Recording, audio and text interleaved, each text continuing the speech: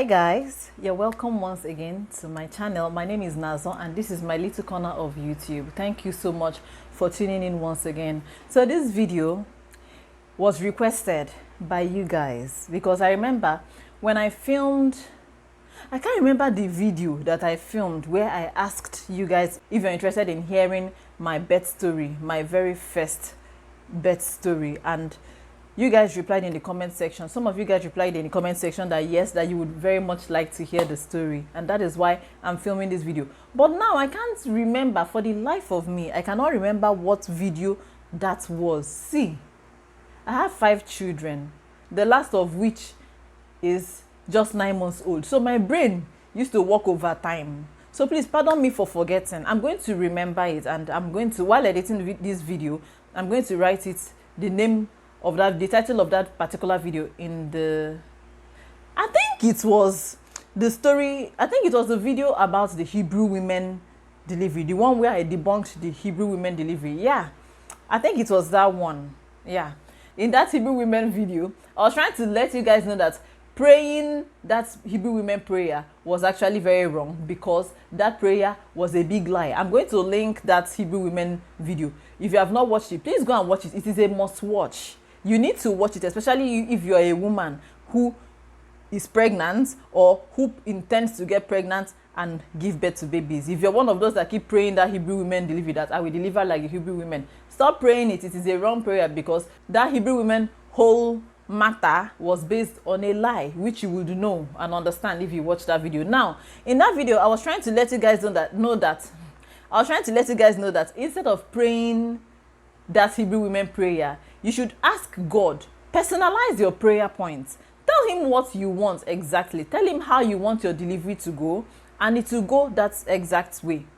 Now, the reason why I said that was because my very first delivery, in fact, all my childbirths, they always go the way I planned them to go, the way I tell God that I want it to go. I personalize my prayer points. I tell him, I write it down, because sometimes I write my prayers down. I don't know if any one of you does that as well. Sometimes I'll be in the mood to talk, to voice out my prayers and tell God what I want. And sometimes I just write my prayers. I don't say a word. I write it down. I write them down. So, first of all, it's important to note that before I got pregnant, I had this fear of childbirth. Childbirth was one of my greatest fears. I never thought I could do it, which is why I keep telling people that if Chinazo could do it, could go through childbirth 6 times. Yes, I have 5 children, but you know it was 6 babies I had. I had a stillbirth. I have that video. I will also link that video as well. If I could go through childbirth 6 times, then there is nobody in this whole wide world that cannot do it. Yeah. So it's important to note that before I got pregnant, I was very scared of childbirth. And then I got married and I got pregnant with my first child. So as the months were going by, the delivery month was fast approaching. And of course, your girl was filled with fear. Fear of the pain, no, not fear of any other thing, fear of the pain. So I heard about this book, Supernatural Childbirth, and then I went and I bought it. I remember I went to, it wasn't Latana, one of those bookstores that was in ShopRite then, years ago. I went there and I bought this book, and I read this book from cover to cover. I read it like 3 or 4 times. I absorbed it. I soaked it. And it helped that the book was very interesting to read as well. So from that book, I learned that childbirth doesn't have to be painful. That you can ask God what you want and he will do it for you exactly how you ask him. So what did I do? I wrote down my prayer points. I had a book where I wrote down exactly how I wanted it to go. Now, number 1, I did not want my water to break, because I heard that most pregnant women, their water will burst like a balloon. I didn't want that, because I felt I don't like messy things. I don't like to make a mess. So my first prayer point that I wrote there was that I did not want my water to break, that I want it to trickle out like pee, in a way that I will still know that it was my water that was leaking. Then I also wrote, because my hospital, where I live in Festac, so we registered at First Consultants Hospital at Obalende, Ikoyi area. So it's far from home. So I now wrote that I did not want my labor to start in the afternoon, because of traffic. I wrote there that I wanted my labor to start around 2 a.m. so that the road will be free on our way to the hospital, so that I will not go and give birth in the car or anything, so that I would have a very clear, traffic-free journey to the hospital. Another thing I wrote was that I did not want to go through a lot of pain. Now, if you have read that book, you will know that they teach that, as most of the women that testified in that book said that they did not feel pain, because they let us know that you can ask for a pain-free delivery and you will have it. So me, I felt like I was pushing my luck too far. By the way, I bought that book when I was about 7 months pregnant. I had 2 more months to go. So I did not have enough time to build up my faith. I just said, you know what, let me just not push it too far. I just said, even if I'm feeling pain, my prayer point was that even if I'm feeling pain, let it not be something I cannot bear. Let me be able to bear the pain. And then another prayer point was that I want to be having, because I usually have Braxton Hicks contractions. So I told God that I wanted the Braxton Hicks contractions not to be in vain, that I wanted them to dilate me, so that by the time I get to the hospital around that 2 a.m., let me be like 6 centimeters dilated, so that I'll have only 4 more centimeters to go and deliver my baby. And then another prayer point I had was that I did not want to have a tear. I did not want my baby to tear me. Yeah, because I was scared of that tear, because I read somewhere that sometimes your baby can tear you in a very haphazard, discombobulated, scattered manner. So I did not want that, and I told God that I did not want a tear. So these were my prayer points. And remember, like I said, I did not get that book on time, so I did not build my faith. Or maybe if I had gotten that book early in my pregnancy, I would have been able to build up my faith to the extent that I would pray that I will not have pain, and then my faith will be so strong that I will not have any pain. Now, I was now praying those my prayer points. So, fast forward to the day of delivery. August 19th, 2009. Yeah. I woke up that midnight to pee. I felt this pressing urge to pee. So, when I got up to pee, I felt something coming out. It was trickling. I was like, am I peeing? I'm not peeing now. But the water was coming out. The water was trickling out. That's my first prayer point. The water was trickling out. It did not burst. It was just trickling out like pee. I went to the restroom, and then it was still trickling. I woke my husband up and told him that it is time, that my water had broken. We checked the time. Guess what time it was? 2 a.m. 2 a.m. Remember, the water was trickling like I asked for. Number 2, I asked for 2 a.m. so that the road will be free. I woke up to pee. Water was trickling out. It was 2 a.m. We set off for the hospital. The road was free. I remember that we passed Third Mainland. I remember that we passed Third Mainland Bridge, and we got to the hospital in record time.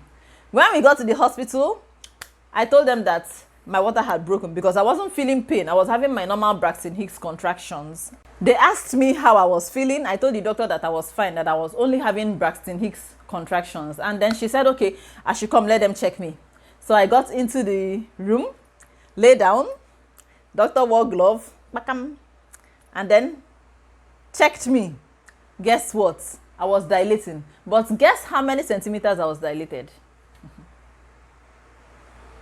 Yeah, 6 centimeters dilated, just like I told God. Remember, I wrote it down, that I did not want my Braxton Hicks contractions to be in vain, that I wanted them to be dilating me, so that when I get to the hospital, I will be exactly 6 centimeters dilated, so that I will have only 4 centimeters to go. And God answered it exactly how I wrote it down. Exactly how I wrote it down. And then I had 4 more to go, so they took me to the room where I would stay and go through the labor pains and all. So that 4 centimeters, and the pain now started coming.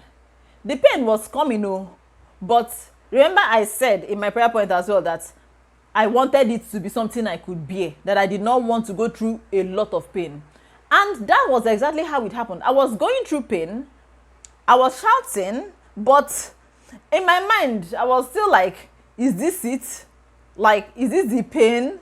Is this the pain that people have been talking about? That was what I was thinking in my mind. But I was shouting because I know that women that I labor are shouting. So me, I was shouting, but I was not going through intense pain. I could really, really bear it. But the only problem that I had was that my back was really paining me. In fact, the pain was just in that my lower back. Just that lower back. That was it.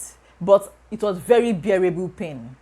So, in the next 4 hours, I remember one of my other prayer points was that I don't want to labor for more than 4 hours. I forgot to mention. One of the prayer points I wrote down was that I don't want to labor for more than 4 hours, that I want to be done by 4 hours, around 6 a.m., that I want to carry my baby.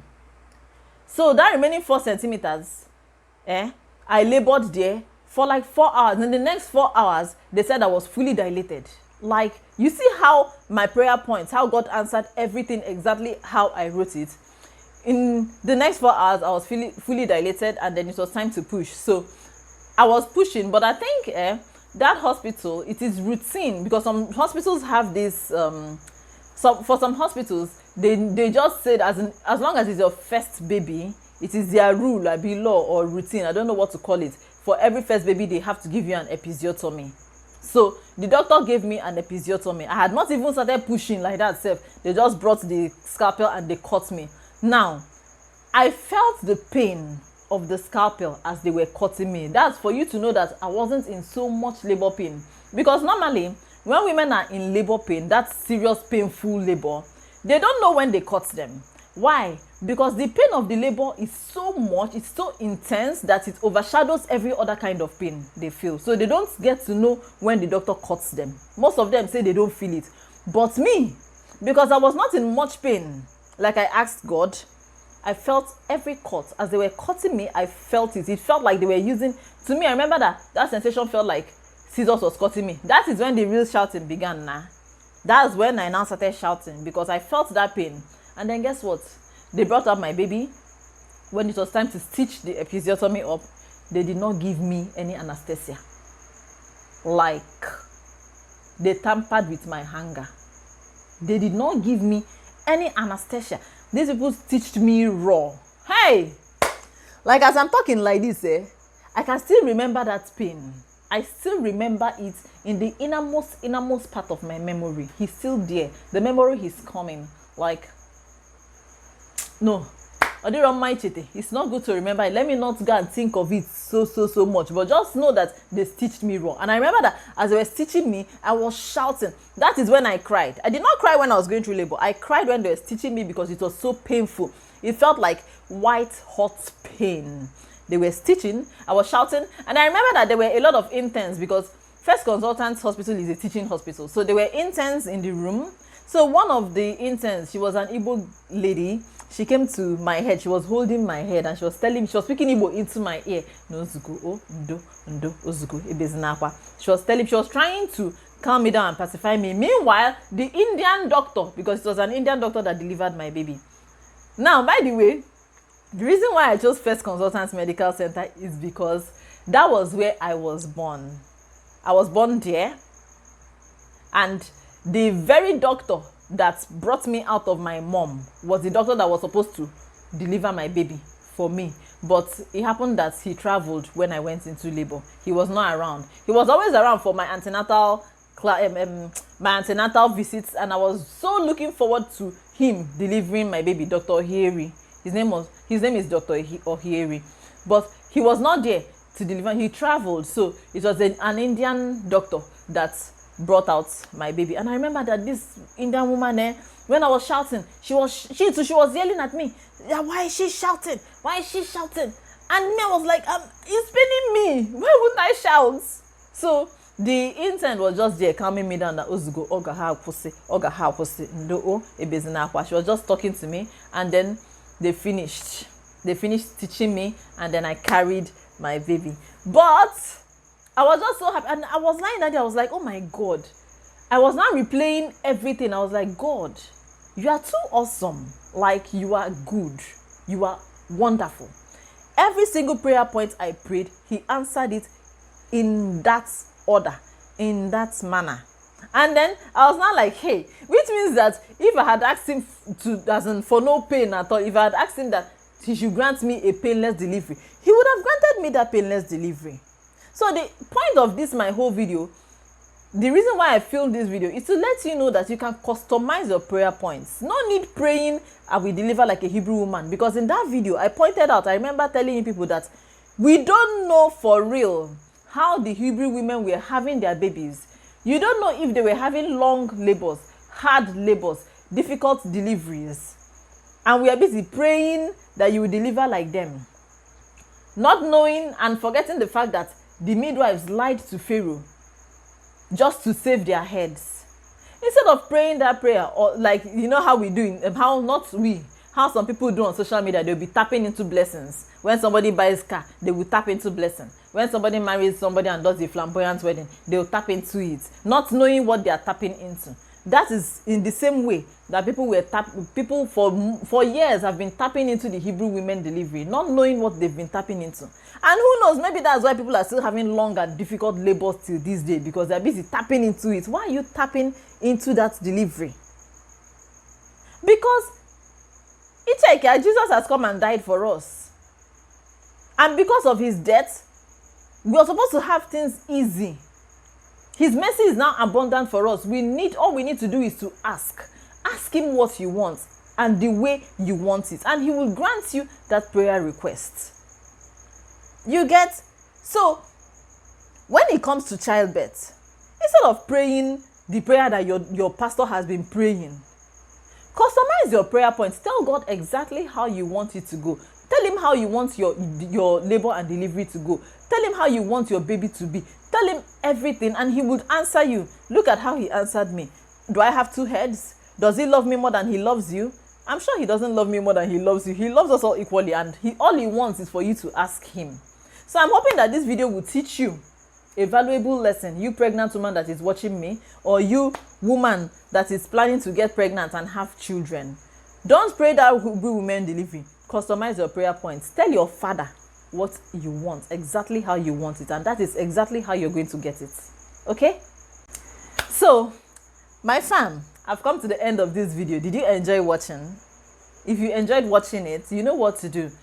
A thumbs up. That is all. No, that's not all I ask. I wanted to say that is all I ask, but that is not all I ask. I ask for one more thing. If you have not subscribed to my channel, please help me subscribe to my channel. Help my channel grow. Share my video. If you have community on YouTube, please help me to share my video. Let people watch it, and then I don't know, I just want my channel to grow, and I want you to help me be part of my story. Okay, help me. Thank you so much for watching. Those of you that watch the end of my videos, you have a special place in heaven, and you have a special place in my heart. God bless you. So guys, stay safe, stay blessed, and I will see you in my next video. Bye.